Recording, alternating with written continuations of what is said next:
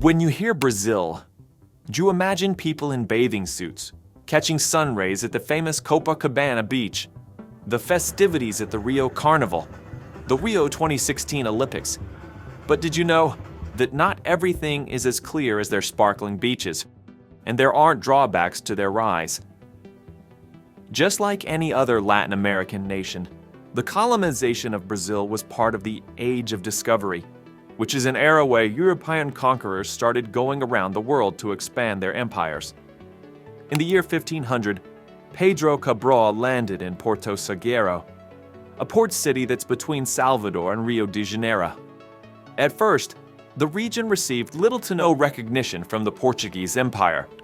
But then, fabulous veins of emeralds, diamonds, and golds were found in Minas Gerais. They finally received more attention, and the capital city of Rio de Janeiro was established in 1763. This is when the proper government was set up, transforming the cities and their environments. But by the late 1800s, the people had had enough of the monarchy and forced the royal family back to Portugal. Brazil became a republic on November 15, 1889. At the turn of the 20th century, Brazil was experiencing an economic downturn and lacked the infrastructure to go into the industrial economy that was booming. It was not until the early 1970s the presidents at the time enacted economic policies that centered on the domestic production of goods. Finally, they built the infrastructure expansion needed to fully embrace industrialization. Today, Brazil has become one of the biggest economies in the world, with a GDP of 1.83 trillion US dollars. They came ahead of South Korea, Australia, and Russia by taking the 10th spot. You might be familiar with an image that's been circulating on the internet of how the stark divide between the poor and rich is in Brazil. If you've never heard of it, it's an image taken in São Paulo in 2004 that shows a dividing wall between a penthouse tower and the burned-down houses of a favela.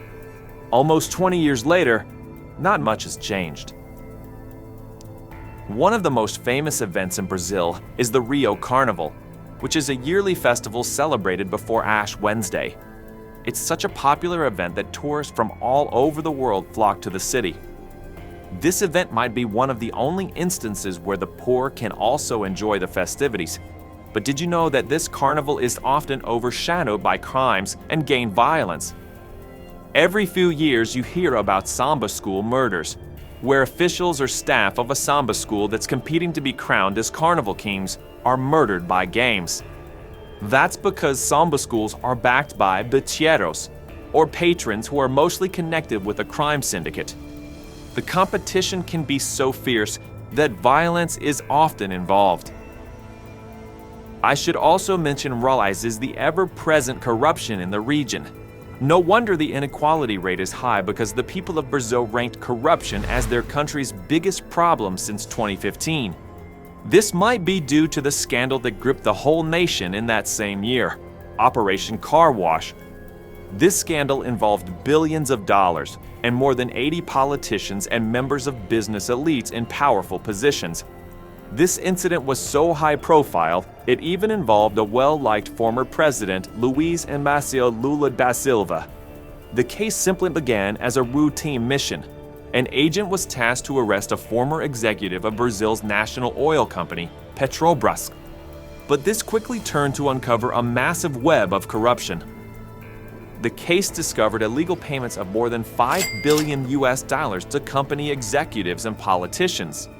Operation Car Wash became one of the biggest news stories in the region and was even called the biggest corruption case in the history of the world.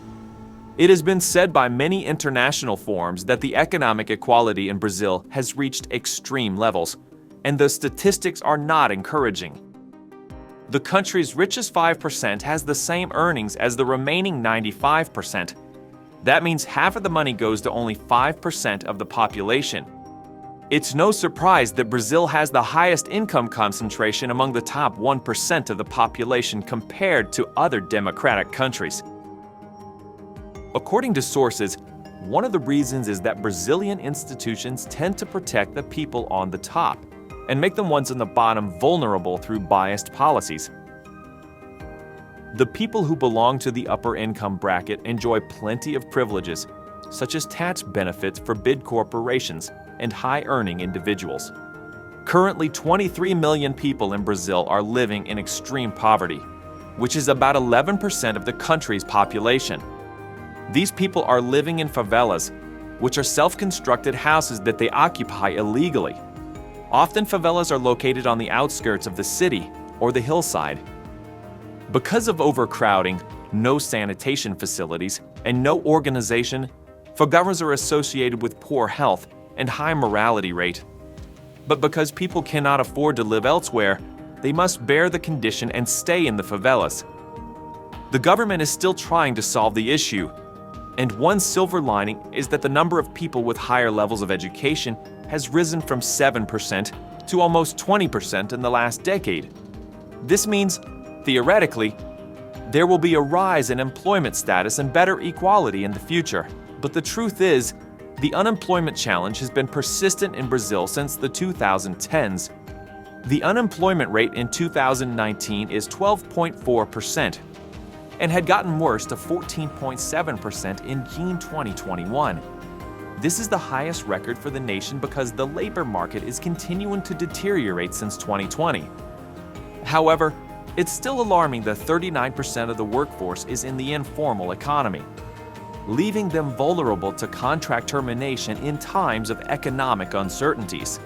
This is reflected in a public opinion survey that the major cause of workplace stress in Brazil is the fear of unemployment. Brazil was even dubbed as one of the 10 worst countries in the world for working people by the International Trade Union Confederation. This is because of the 2017 labor code reform that heavily benefited toward the employers rather than the workforce, and creates issues like unfair dismissal procedures, temporary constraints with no guarantees of minimum income, subcontracting, and free access to labor justice has been restricted. This leads to appalling workplace conditions, and that's why workplace accidents, forced labor, and child labor practices have not decreased over the last 5 years in the country. Last but not least, environmental disasters in Brazil. Although the nation is considered one of the least vulnerable in the world, the fact that 85% of disasters are caused by events linked to global warming is alarming. Most of these events are divided into 3 types: flash floods, landslides, and prolonged droughts. In just the past 5 years, more than 10,225 Brazilians have lost their lives to natural disasters. This figure could grow because the risk of occurrence of these types of disasters will increase by the end of this century as climate change worsens. Ironically, the country is also partly responsible for climate change. As we all know, a part of Brazil lies within the Amazon rainforest, which accounts for about 40% of Brazil's total area. The Amazon rainforest is the world's richest biological reservoir. With millions of flora and fauna species, it's considered the lungs of the earth and contributes to almost 9% of total oxygen in the world. The rapid growth in Brazil's industrialization is now costing major areas of the rainforest. Deforestation is now at an all-time high, thanks to the current president scaling back on environmental laws for commercial exploitation. Around 17 to 20% of the Amazon has been destroyed, and scientists are worried we might reach the point of no return where deforestation is at 25% of the total area. It took a long time, but Brazil has now established its place as one of the world's leading nations. Only time will tell if the nation can hold its place and overcome its dark sides.